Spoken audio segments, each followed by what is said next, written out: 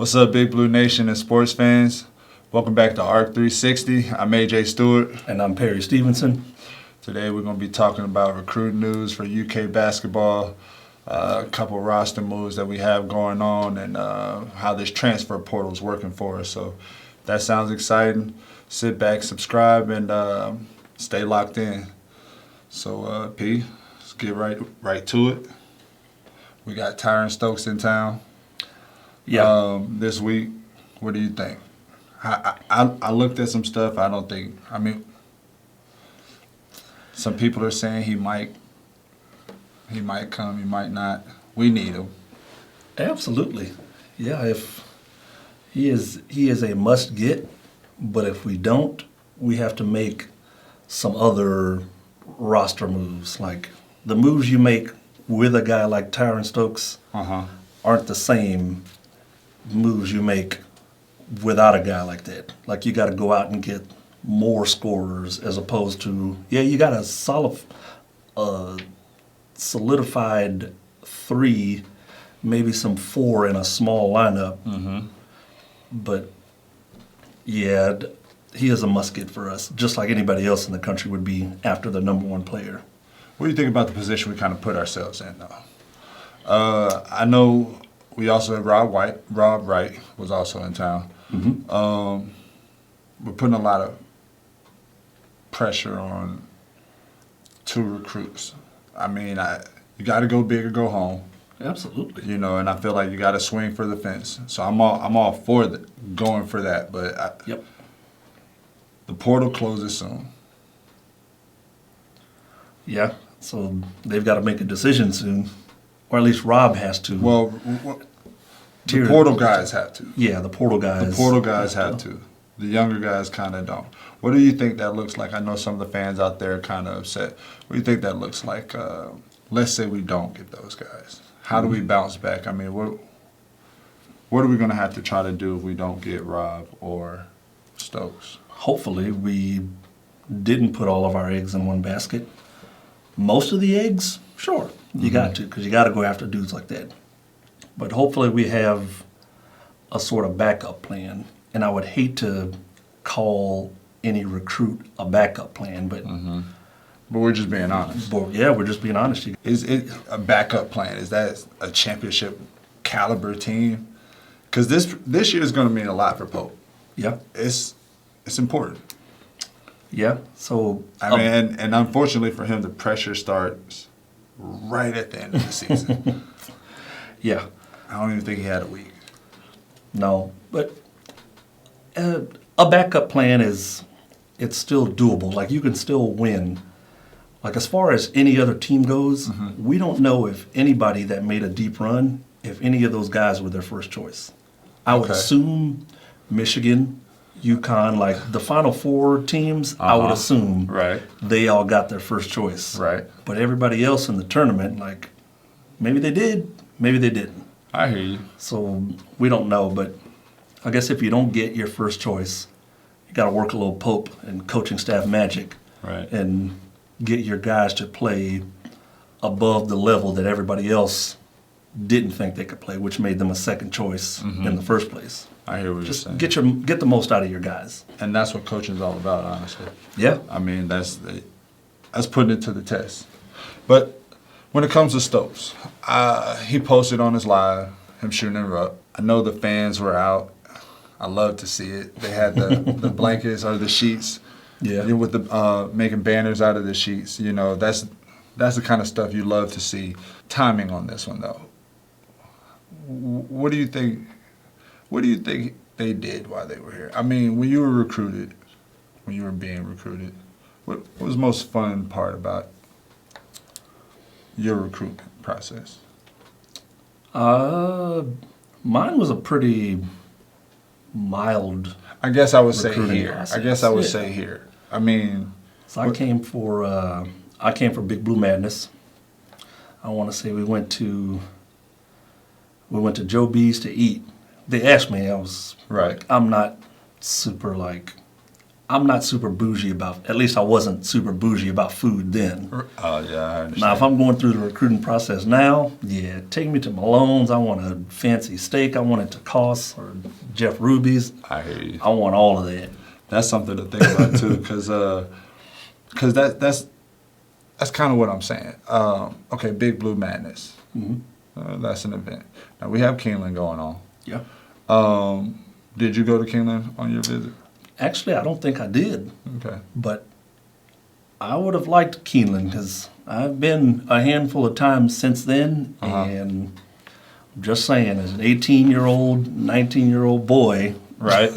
I hear what you're saying. I'm going to tell you right now, same age range. I did Big Blue Madness on my visit. Patrick and I, Jay Lucas. And then we had, we also went to Keeneland. Big Yankee fan. yeah. Run into Joe Torre. Oh, I bet You that know. was nice. And so I know some people are kind of talking about Keeneland maybe or maybe not being a place where you take recruits. I think Coach Pope took Zoom to Keeneland, and some people had some things to say about that. And personally, I enjoyed it. Yes. I got a taste of, I mean, if you're not from Kentucky, that's something different. Yeah. That's something different. And I mean, it's excitement.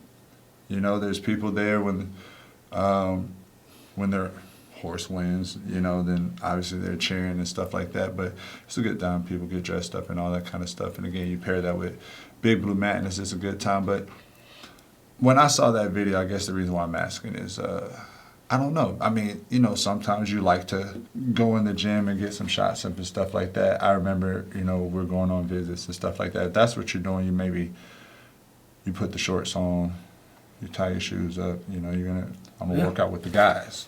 I'm gonna play against the guys, you know. But this seems a little different. I don't know. He kind of looked bored a little bit to me, and it has me wondering. But if you think about it, it's probably depending on the visit, it was probably the fourth or fifth time he's done it. Yeah. Not here, he's done it everywhere else. And I would like to think that Rupp is one of the more storied arenas in college basketball. It's right there with Allen Fieldhouse. I hear what you're saying. Duke, Carolina, those places. I don't know about UConn's home court. They've just been a good team, but I don't know about their arena. I hear you. But you get what I'm saying. Right. So, I'm not knocking our arena, but I'm thinking. You ever watch He Got Game? oh yeah. Okay. Let's not get crazy, right? You know, there were some parts that I would not condone, but Right? shoot, I mean, you go all out. If you're gonna be a Rupp Arena, shoot, let's have some people over there cheering them on. You know what I'm saying? I mean, we got to roll out the blue carpet. Absolutely. You know what I mean? It's got to be a treat. A treat. We got to compete with some of these other schools, Yeah. and I think they're gonna bring it. You know, but all that being said, you know, we're getting to that point where it's the end of the portal. Some of these guys are gonna have to finalize their decisions and stuff like that, and so we'll know kind of what our team looks like going into next season and stuff like that. And honestly, no matter who they have, you're the same. We're gonna be going for whoever they put out on the floor. I'm rooting for Coach Pope in this next year. What do you think about Mo Williams is officially on the coaching staff? Yeah. I saw a video of him, and I couldn't tell who else was with him. They were driving around kind of close to campus, and they went to see in some of the house with the actual banners, the sheets for the recruits. Mo Williams went with him? Yeah, he went there and stopped by and like took video and was like saying what's up to the dudes. I don't know if they were frat guys and it's a frat house or just some buddies doing what buddies do. Right. But yeah, I got to see him like he was out and about Okay. via video, but he seems like he's having a good time and soaking up all that Big Blue Nation has to offer. Well, how do you think he's going to fit in? I don't know about any of the other coaches, I guess, specialties, but if you're going to have a point guard coach, why not Mo Williams? I hear what you're saying. Like he seems like I the think right we're recruiting person. more point guards than anything else, right? Yeah, at the very minimum, we need two. Right. We learned that lesson. Yeah, but We if you learned hit that three, lesson. go for it. Right. I hear that. And so that's something I thought about early on, because again, to me, it was the retention. Retention is important. Retention is important. And I get nervous. Yeah. I don't want to sound pessimistic, but I get nervous. And I want to, again, I'm rooting for him to do the best this year and all that stuff. And again, I think I saw the highlights of Mason. I think He ain't no bum. Yeah, I was saying, he's. I think he might be a playmaker. I think he's a playmaker. You know what I'm saying? Yeah. So I think that's at least one roster spot that we know we have filled. Yep. We know we have him. We got Malachi. Yeah. If the NBA doesn't take him away from us. If the NBA doesn't take him away from us. Like everything Malachi does not have in his game, he can be taught at the NBA level. Very true. But selfishly, I would love for him to come back.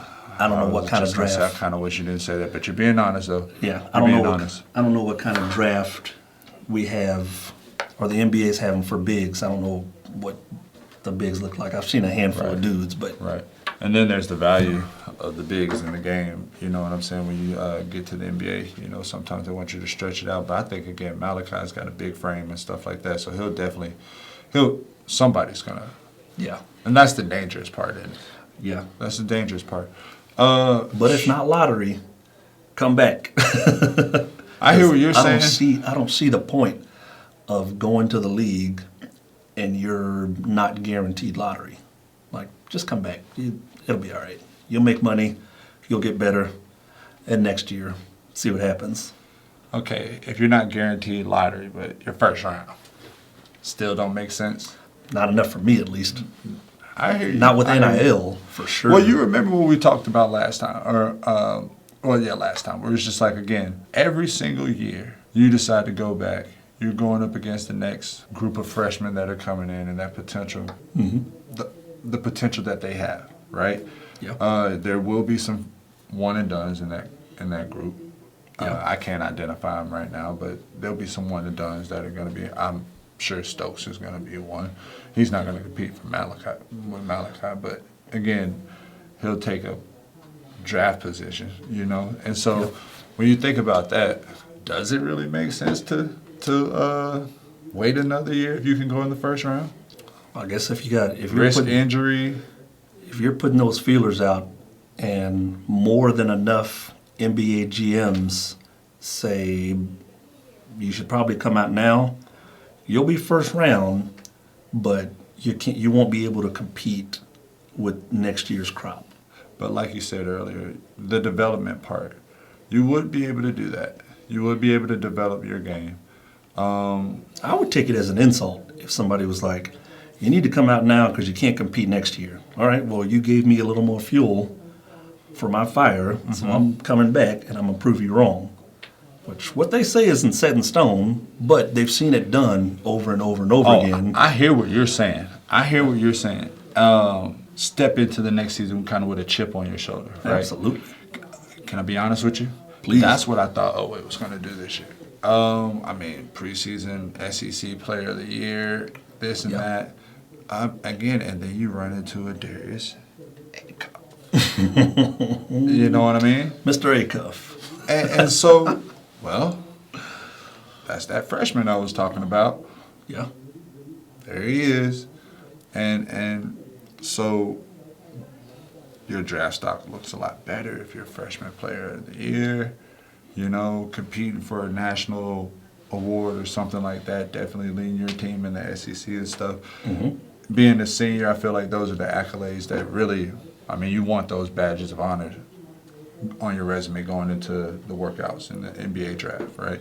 Yeah. And so again, not getting too crazy about it, but I'm just, again, don't want to be optimistic or pessimistic or look at it weird, but just being realistic. There might be a chance that Malachi doesn't come back. Yeah. And if we're being, because he's good. If we're being honest, 100% open, I would take Malachi before I took JQ as an NBA GM. And Talk to me. This has a lot to do with that knee injury. There you go. Right. A healthy JQ, yeah, I'm taking him before Malachi. He's been in the trenches, seen it, done it. Yes. But you just came off of an ACL injury. I'm going to take Malachi Moreno. And that's a rough injury. Yeah. Not saying he can't come back from it because we've seen it happen before. It happens. But I don't know. I guess I've just been soured with the injured players. And It hurt us this season. It hurt us this season. But I got to be honest with you, and this is fans too, I can't blame the players. Again, there was a point in time in one of our teams just had a birthday not too long ago. Derek Jasper, microfracture surgery. Do you remember what it was like? Because this is something I always thought about when you think about the JQ situation or the low situation. I know we had other guys get injured and they came back. Yeah. Came back into the rotation. And so that puts things in perspective. I don't think that they're trying to keep these guys out, obviously, you know. And when these guys are ready to come back, you know, they'll come back in. But remember the pressure that Gillespie put on DJ to come back and play, and he was recovering from microfracture surgery. And do you remember the player he was before microfracture surgery?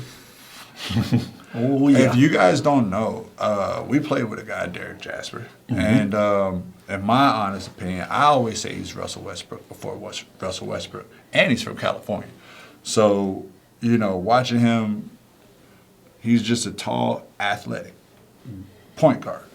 He was 6'5", floor end to end, super Handles all of it. but energy and finish at the rim. Yep. You know, he could have worked on his shot a little more. You know what I mean? But other than that, he played with a lot of energy, and he was never the same. And I think he wasn't able to heal properly. Another player, Patrick Patterson. It hurt my soul, man. He got injured. I think Coach pushed him a little bit too hard, and you remember Coach had a little bit more control over that training room than I guess other coaches would. You know, he ran that area too, where he could come in and say, "This guy's gonna play," and Eric's gonna try to bandage you up and get the duct tape out, you know, and try to put you back together as best he can. And I mean, that's just what he wanted, you know. But again, that. And it ended up hurting us. I'm not saying it ruins careers, but I think it can hurt the player. 1,000,000%. Yes. So I don't think we should have. Yeah, you can't. You can't blame them. I don't want this to come back to bite me, because if he's healthy, and if I'm being honest with you, I saw a video of JQ recently. He looked good. He's a heck of a player. No, man. I mean, this was like alive, like him doing a workout, preparing for the workout. Recently, and he looked really good. I mean, really good, like St. John's good. Yeah, like St. John's good. He was. That would do it. He was, and so I hear what you're saying. Whew. I just would have never I like taken them a both. chance. Can I say I like them both? Yeah, absolutely. Like kids, you know. As do I. Yeah, I just would have never taken a chance on a player coming off an injury like that. But I am super risk averse. Like, I'm not taking a chance like that unless I know I have a high chance of coming out a winner, for lack of better terms. Right. But if you take a shot like that and it works out for you, that's fantastic. How far were we into the season when JQ played the first game? Less than 10 games, around 10 games or something like that? Yeah. I don't remember when. And I think people should take that into consideration. If he had about 20 games left to play, would you say it's worth it? If I get him back during St. John's, he plays the St. John's game and his knee doesn't swell up, and I have JQ and I have Lowe the rest of the season. Yeah. It's not a bad gamble. It's Not at before all. the SEC starts. Yeah. Oh, you take that. I would take that gamble all the way up until the SEC. And that part there, he played against St. John's. So I would have to assume that Pope is thinking, We're good to go. we're good to go, right? Right? And so Yep. whatever intel he's getting going into it is probably going to say, hey, he'll be ready around the St. John's game. And it's not saying he's going to sit out after that. It's like he'll be ready around that time. And they'll probably said before that. But let's say, okay, the St. John's game, no problems after that. He's golden. Yeah. That part, you know. So to me, again, I think I'll give him a pass on that one. I think that's a stud of a pick, and I would, because and this is weird how it works. He ends up somewhere else. He finishes the season. You know, his knee doesn't swell up for some reason. You know, he gets does the thingy on your knee, right? Yep. And now he just comes back out as the Karate Kid, Mr. Miyagi, remember, right? You know, so anyways, yeah, I'll give him a pass on that one, but we'll talk a little bit more on that a little bit later. But I wanted to talk more about, I guess, where some of the other players left off, and because JQ is going to be in the draft, Malachi is going to be doing workouts and stuff like that, but we got a couple other guys that actually landed in the SEC. You know, so already. So we'll talk about that here in a minute. But I wanted to talk on a little bit some of the guys that we have to say goodbye to. And Big Blue Nation, it's up to you guys if you want to wish them well. I wish everybody well. I just don't Absolutely want to hate on anyone. But I think we lost some good pieces. Colin Chandler for sure hurt. Yeah. Like he's the one that was, I think, the most significant. You know. Yep. He left. He did something interesting. He entered the portal with a do not disturb clause. Oh yeah, the do not contact. A do not tag. contact. Yeah, he knew where he was going then. How long do you think that's been in the works? I assume Pope still has a guy or two that he talks to at BYU, Of course.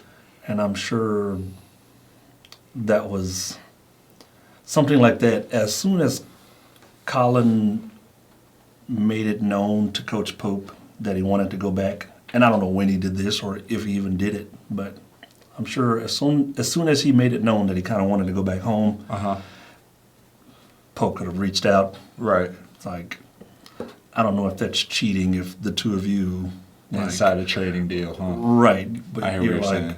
he wants to come home. Like, I don't want to keep him where he doesn't want to be. Do you all have room on the roster? Here's what's happening. Oh, you think Pope was trying to be friendly or nice and? Probably.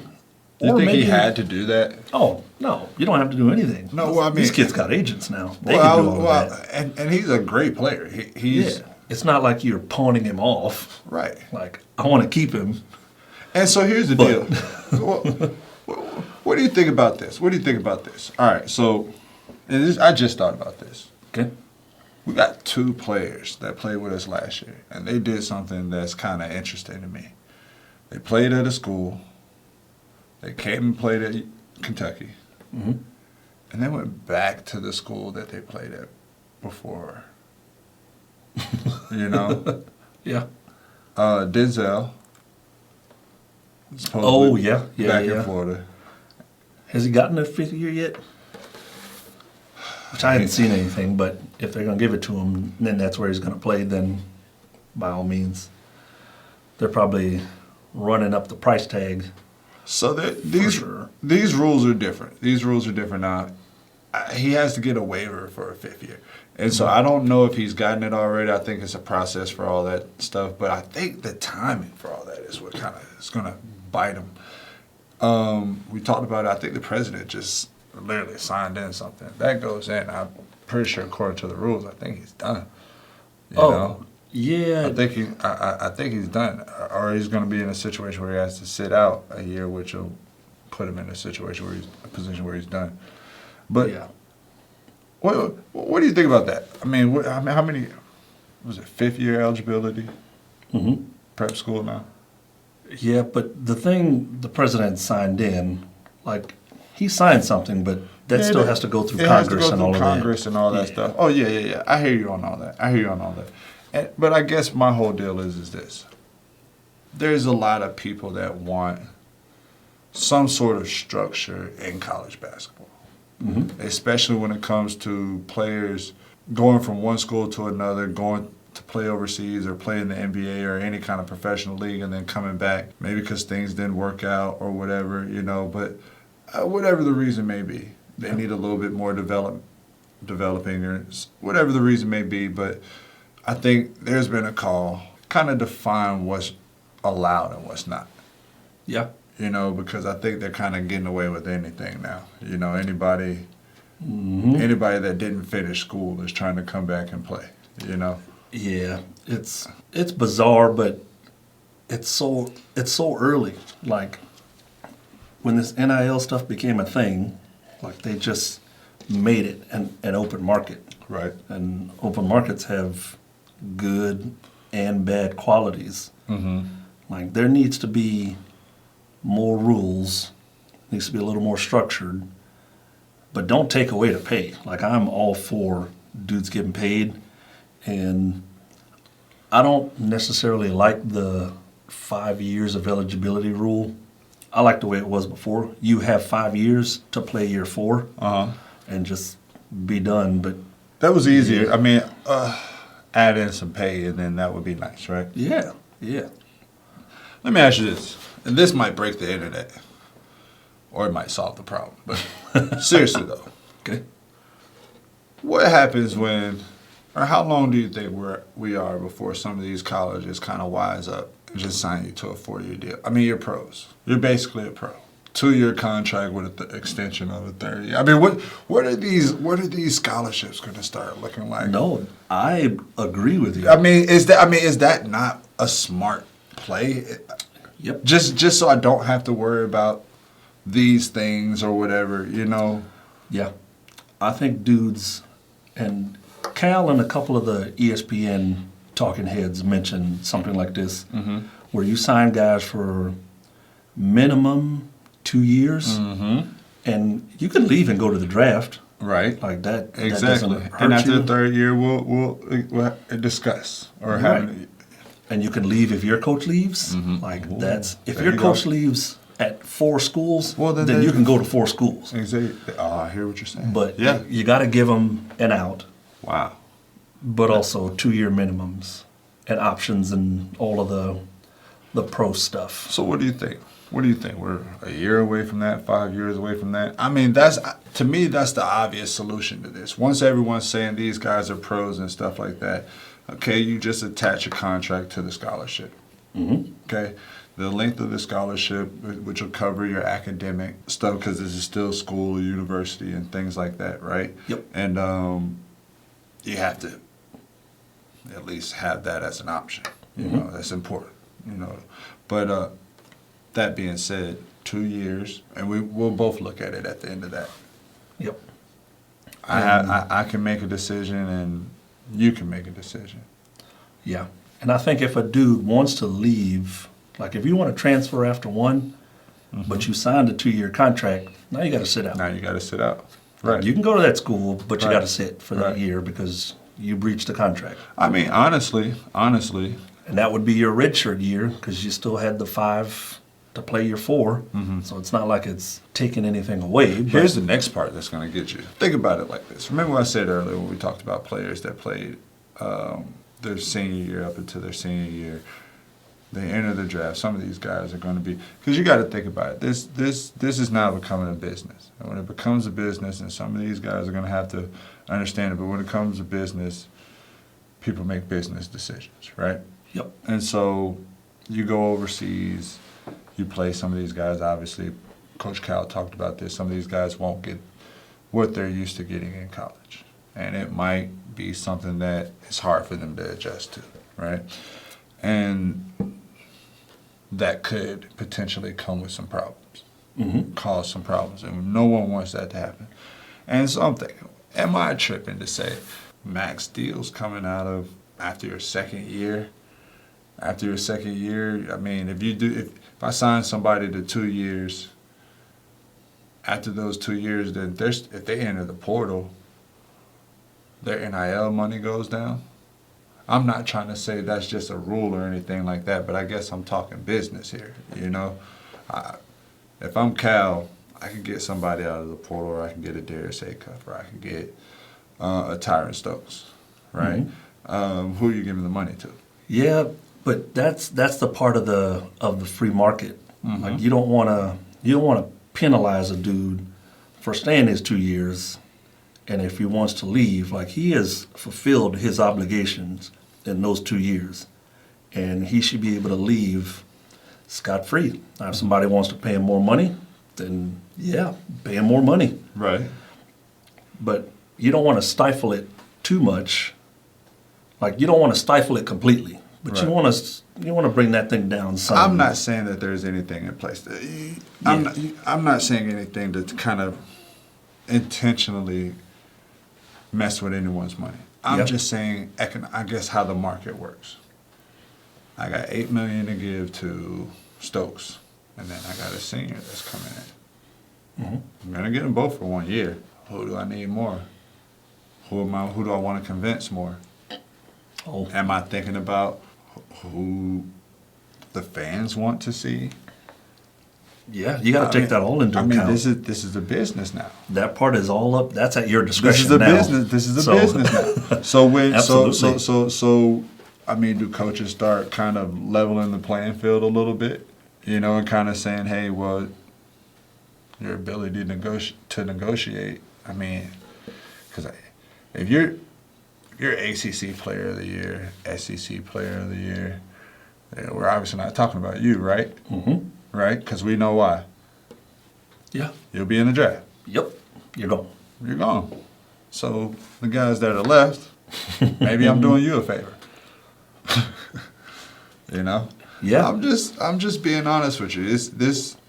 This whole NIL deal and again this transfer portal deal is actually it's fascinating to me. It's really fascinating to me, especially thinking about what we played with and the rules, because they were very strict about a lot of things. Again, I have no problem with the kids making money or anything like that, but the transfers and being able to go from one school to another, and I mean, again, I don't know, because I feel like that could also be evening out the playing field too there, because in our day, that's what the coach could do to you. You know what I'm saying? They could have you, you know what I'm saying, bouncing from school to school at their discretion. Yep. And so it does kind of give the player some power. Yeah. You Like know? you can bounce me around the country if you're going to pay me money. But that's just me, and I'm saying that at almost 40 years old. I I'm know, like, we were doing it for free. Well, yeah, We were doing our it for generation was doing it for free, right? Damn. So it does make us old. We came from a different era. Anytime somebody uses a seasoned. different, We're not old. We're seasoned. Yeah. There you go. When we We're use a seasoned. different era, yeah, you're old. We are old. We are old. But with that being said, I don't mind it. No, not at all. It's actually fun being able to come back and watch these guys and watch. I mean, we talked earlier about the recruiting process and what you went through, going to Big Blue Madness, and then when you think about stuff like this is what I think about when I think about Tyron Stokes coming and visiting and stuff like that. I want these guys to have fun. Yeah. I want these guys to be able to at least, even if they don't come to UK, Yeah. your visit is supposed to be something that's memorable. That's You know? that should be the whole deal with the Right. recruiting process. Right. Absolutely. Right. And so, like I said, I appreciated it. I appreciate being around. So when I watch these guys go through their recruit visits and stuff like that, it kind of takes me back. You know what I'm saying? And shoot, if I could talk to some of these guys, I'd be able to I'd tell them, shoot, why this is the place to be. Yeah. You know what I mean? So We can make a pitch for you, bud. yeah. I'm not that old to where I couldn't speak your language. I can tell you. This Yeah. is 100% where you want to be. But if I'm finishing out the list, we said DA. I think the last was we got JJ Jasper, Mm-hmm. and he's still up for grabs. Yeah. And then my big fella's in Ohio State. Yeah. Jelly went to Jelly. Ohio State. And so again, all these guys I wish well. I know some people are kind of giving me some heat about, or I'm not going to say heat, but they might have not have agreed with what I said about the whole developing Jasper Johnson deal. I told you I saw online that they got him going, or at least taking a visit to Arkansas. And Yep. well, Old Cal. and the thing is, Cal likes guards with talent. And Jasper And Johnson is a guard with talent. All I was trying to say is the kid got talent, and we could have developed that talent. You said we talked. You said again he needs to be somewhere where, he can develop at the 2 and get ready for the next level. I see him playing a little bit at the 1. I actually see him playing. He might play more at the 1. I was about to say significant minutes at the 1. Yeah, because he's what, 6'4", 6'5"? 6'4", right? He's 6'4". I Yeah. mean, he's going to be one of those attack. it would point not guards. have hurt to make that young man, or help him understand the flow of the game from the point guard position. Yeah. You know? I don't know. I know Pope didn't play point guard. No. Who on that staff was a real point guard guy? Like, who was your savant for your PGs? I know what you're saying. I hear what you're saying. You gotta have one of those. I hear what you're saying. I don't know if we had one. I don't know if we had one. And I don't know either, but I mean, you're going to have your guard coach, somebody that's yeah. going to be able to develop to a certain degree, or at least maintain your skill level. But I guess, are they really? That's why Mo Williams is a good. I guess Yeah.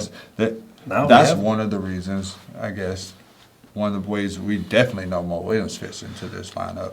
Yep. You know what I mean? There's not a chance. We will have an elite point guard. Yeah. We have to, or we can't. I This mean, team's even if not it's gonna- Mason, we'll have an elite point guard. I think he'll help. I think again, Jamal Crawford would be nice. Mm-hmm. Would have been nice or whatever. However that works out in the time. But there's one other thing I want to say, just random. You think we'll get Rondo, little Rondo? You know what? I'm Because not he's pretty sure. good. Yeah. As an 8th grade, I saw him in the. He's pretty good. In the Sweet 16. Right. Yeah, he looks real good. I mean, he's polished too. Yeah. Right. Yep. I Polished saw him. young man. Boy can play some ball. Yeah, I would hope so. I don't know what kind of. We'll have to see what the situation looks like for the team Yeah. around that time. That's 4 years from now because he's an upcoming freshman. Well, I'm just thinking if we're in the business of hiring, Rondo's not a bad hire. Like, if you're going to hire somebody, we at least know we're not hiring Rondo. And I'm not saying this is happening, but I'm saying we're not hiring Rondo because Come of on, his man. son. We're hiring Rondo because he's Rondo. Exactly. Just so happens that he has I mean, a son. that's what I'm. As soon as we started talking about point guards and IQ and teaching, I'm just thinking Yeah. he's right down the road. Yep. He's right down the road. So And who knows? Maybe we could have offered him the position and he said no. And then we went and got Mo Williams. Not saying Mo Williams a second fiddle. I hear what you're saying because he's around, or he was around. Yeah. I'm sure he talked to some people. I'm sure. I actually know the coaching staff's talked with him, but I don't know about what. I wasn't privy to those conversations. But like I said, I know he's been around, and I've seen him in Lexington a few times. So Yeah, I have. right, But I feel like Rondo's going to be he's going to be a head coach somewhere. definitely. That's probably what he's waiting on. Not that I hear what you're assistant, saying. not that assistant at a blue blood. I hear what you're saying. That's a lot. That's a lot of money.